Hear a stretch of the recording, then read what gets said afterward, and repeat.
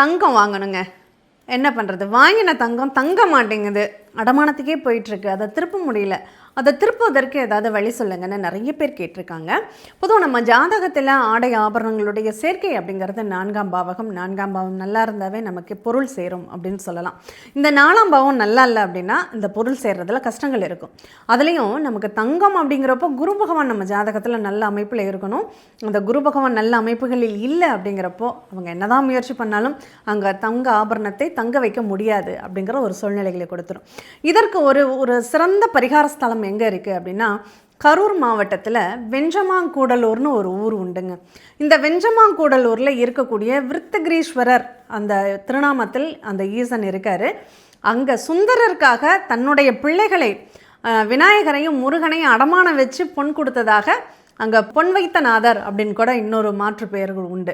இப்போ அந்த மாதிரி அந்த ஈசனை போய் கும்பிடும்போது நமக்கு அந்த வெச்ச நகைகளை திருப்பக்கூடிய ஒரு வாய்ப்புகளை அந்த ஈசன் அருளால் கிடைக்கும். அதனால் கண்டிப்பாக இதை பயன்படுத்திக்கோங்க. வாய்ப்பு இருக்கிறவங்க வெஞ்சமாங்கூடலூர் போயிட்டு வாங்க.